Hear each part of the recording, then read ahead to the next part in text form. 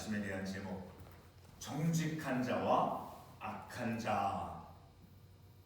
우리는 이 본문의 이 말씀을 통해서 두 사람들의 삶의 모습, 곧 정직한 자와 그리고 어떠한 자입니까? 불의한 자, 악한 자.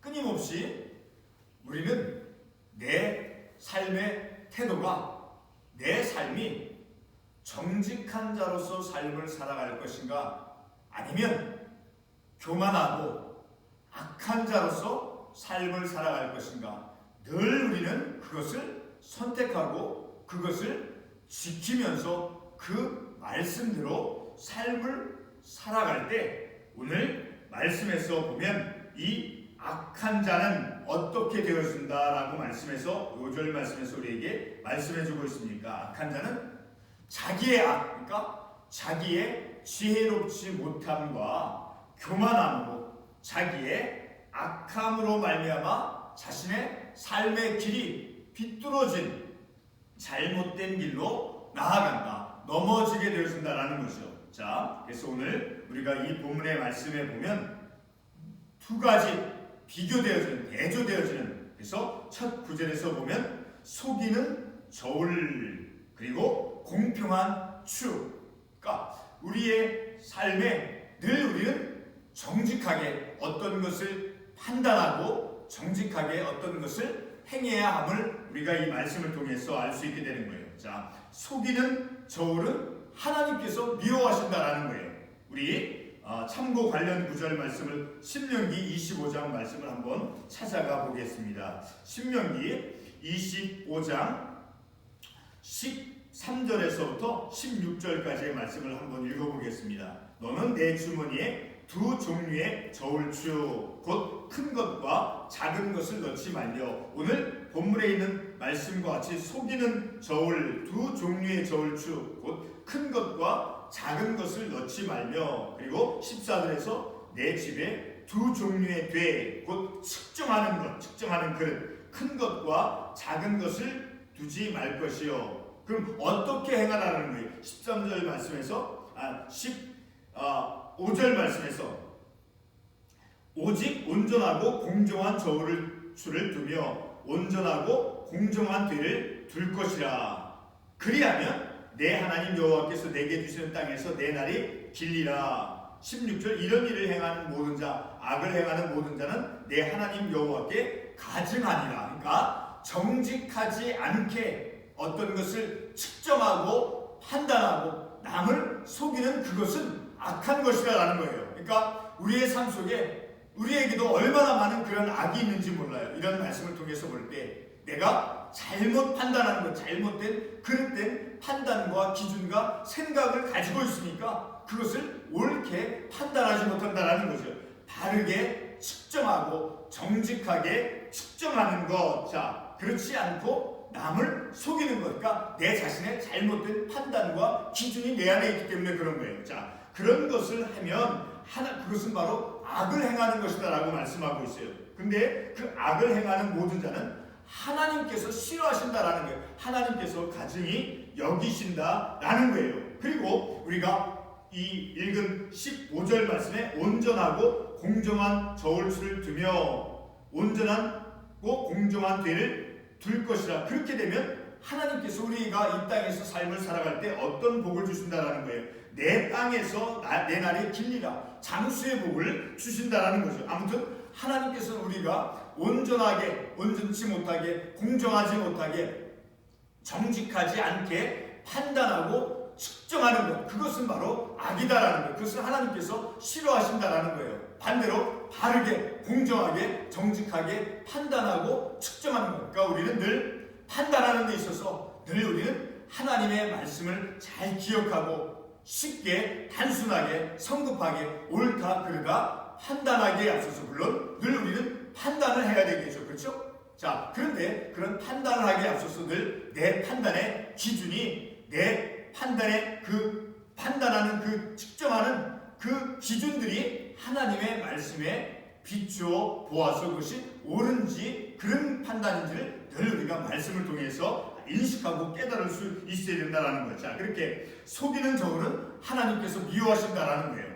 그런데 공평한 줄, 그러니까 바르게 정직하게 판단하는 것. 예를 들어서 가정에서 어린아이 둘이 있을 때, 자녀를 키울 때 아주 공평하게 어떤 것을 나누어주고 이렇게 대해주는 것, 그런 것도 하나의 좋은 예가 될 수 있다는 거죠. 자, 이렇게 속이는 저울과 공평한 추, 그러니까 내 자신이 속이는 추가 될 것인가 저울이 될 것인가, 아니면 공평한 추가 될 것인가, 늘 우리는 그것을 판단하고 그것을 선택해야 된다는 거죠. 우리 한 군데 더 말씀을 보겠습니다. 자, 에스겔 45장 10절의 말씀에 가도 바로 그런 동일한 말씀을 하고 있어요. 에스겔 45장 10절에서 어떤 말씀을 하고 있는가? 너희는 공정한 저울과 공정한 에바와 공정한 낫을 쓸지니. 이 말씀에서도 바로 공정하게 판단하고 정직하게 측정하면서 우리의 삶을 살아가야 된다는 것을 우리에게 말씀해주고 있다는 거예요. 자, 그리고 2절 말씀에 보면 교만이 오면 욕도 오거니와, 이 욕은 창피를 당하는 것을 말하는 거니까, 교만하면 그냥 창피함을 쉽게 업신여김을 당할 수 있게 된다는 거예요. 그런데 교만한 것이 아니라 2절 말씀은 겸손한 자에게는 무엇이 주어진다는 거예요. 지혜가 있느니라. 그러니까 늘 교만하면 쉽게 창피함을 당할 수 있다는 거예요. 업신여김을 당할 수 있고, 그러니까 늘 진지하게 내 판단과 내 생각과 내 행실들은 늘 말씀에 따라서 진지하게 판단하고 행실을 해야 된다. 자, 그래서 겸손한 자에게는 지혜가 있다. 3절 말씀에서 계속해서 정직한 자와 또 반대되어지는 어떤 자가 나옵니까? 사악한 자. 정직한 자의 그 성실은 자기를 인도하거든요. 그러니까 정직한 자로서 삶을 살아갈 때는 그 삶의 길도 바로 바른, 굳게 되지 않고 바른 길로 인도함을 받는다라는 거예요. 그런데 사악한 자의 이 교만함, 악함은, 폐역은 어떻게 되어진대요? 자기를 망하게 됩니다. 자기 꾀니까 넘어가는 거죠. 자, 그 다음에 4절 말씀에서도 진노하는 재물은 진노하시는 날에 무익하나 공의는 죽음에서 건지느냐. 또 여기도 반대되어져. 재물이라고 하는 것은 이 판단, 심판의 날에 그것이 무익하다라는 거예요. 그런데 공의로움은, 정의로움은, 하나님의 말씀에 따른 그러한 정의로움은 어떤 불의와 죄악 가운데서도 그 죽음 가운데서 건져냄을 받는다라는 거예요. 자, 우리 참고 관련 말씀 누가복음 12장 20절의 말씀을 한번 가보겠습니다. 누가복음 12장 16절 이하에서부터 21절까지인데, 자, 20절 말씀을 한번 읽어보겠습니다. 하나님은 이르시되 어리석은 자여 오늘 밤에 내 영혼을 도로 찾으리니 그러면 내 준비한 것이 누구의 것이 되겠느냐 하셨으니. 자, 어리석은 자는 그 재물을 많이 준비, 이건 부유한 농부의 비유의 말씀인 거예요. 아무리 그 많은 재물을 모아놓았다 할지라도 그 재물을 자기를 위해서 쌓아두고 하나님께 대하여 쌓아놓지 않은 자의 그 재물은 아무런 필요가 없다라는 거예요.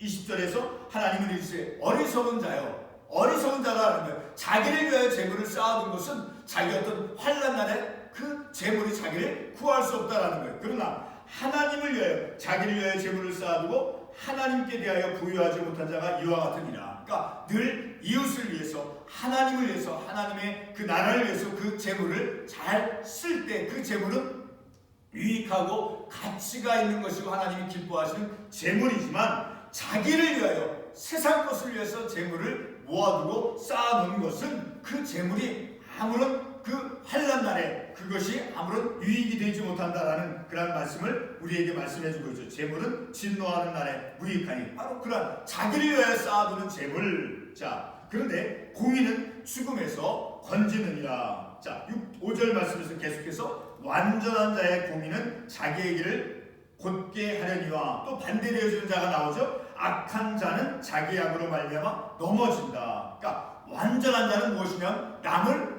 비난하지 않는 자를 말하는 거예요.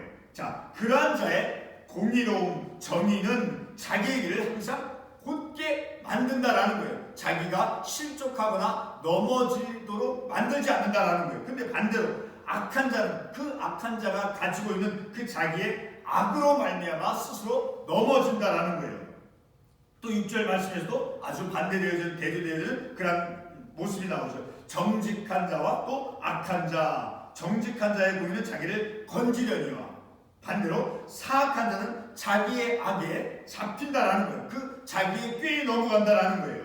그러나 정직한 자의 공의, 정의로움, 그 어떤 어려운 가운데 속에 정직한 자로 늘 다른 사람을 비난하지 않고 하나님의 말씀에서 가르쳐주는 그 의로움으로 삶을 살아갈 때는 자기가 어떤 어려운 가운데 있을지라도 거기서 다시 뉘우칠 수 있고 바른 길로 돌아설 수 있기 때문에 그렇다라는 거죠. 그리고 7절 말씀에서 악인은 죽을 때 그 소망이 끊어지나니 더 이상 어떤 희망이 없다라는 거예요. 그래서 불의의 소망이 없어지나 어떠한 그 부에 대한 희망을 갖는 것, 그러한 불의의 소망이 없어진다라는 거죠. 그러나 반대로 마지막 절 우리가 읽은 말씀에서 의인은 환난에서 구원을 얻으나 악인은 자기의 길로 가느니라. 오늘 우리가 읽은 이 본문의 말씀, 악한 자와 정직한 자, 이 두 대조되어지는 그러한 삶의 모습 속에서 늘 우리는 끊임없이 우리가 어떤 자로서 내가 어떤 자, 선한 자, 정직한 자, 내가 불의한 자, 악한 자 하는 것은 내 마음 속에서, 내 생각 속에서 내가 어떤 것을 품고 어떤 길을 선택하느냐에 따라서 내가 악한 자가 될 수 있고 정직한 자가 될 수 있고 불의한 자가 될 수 있고 의로운 자가 될 수 있는 것들, 하나님의 말씀을 선택함을 통해서 오늘 이 본문의 말씀에서 정직한 자의 그 성실, 그리고 사악한 자의 폐허, 그리고 속이는 저울이 될 것인가, 아니면 내가 공평한 추가 될 것인가, 아니면 내가 완전한 자로서, 아니면 악한 자로서, 내가 정직한 자로서 악한 자로서, 늘 이 본문의 말씀, 악한 자, 불의한 자, 그러한 자와 또 정직한 자, 또 속이는 것과 정직한 것, 이 대조되어지는, 반대되어지는 그러한 그 말씀의 비유 속에서 늘 끊임없이 우리는 이 말씀과 같이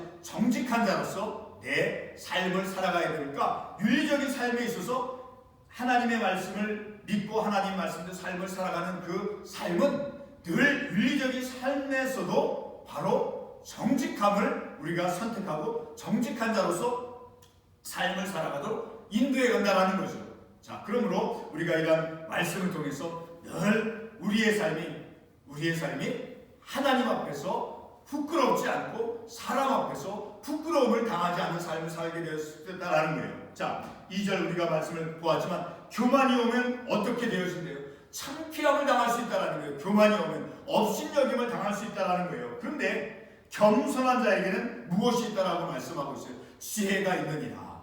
바로 우리는 우리의 생각과 우리의 행실 모든 것이 내 삶의 방향, 내 삶의 발걸음들이 하나님의 말씀에 기초되어져서 우리가 삶을 살아갈 때 그러한 자의 삶의 길은 내 스스로가 보장할 수 있는 것이 아니라 하나님께서 그 길을 인도해 주시고 보장해 주시고 바른 길로 나아가게 해주시고 굽은 길로 나아가지 않고 넘어지지 않도록 실족하지 않도록 그 삶의 길을 하나님께서 인도해 가심을 우리가 이 말씀을 통해서 깨닫게 되는 거예요. 기도하겠습니다.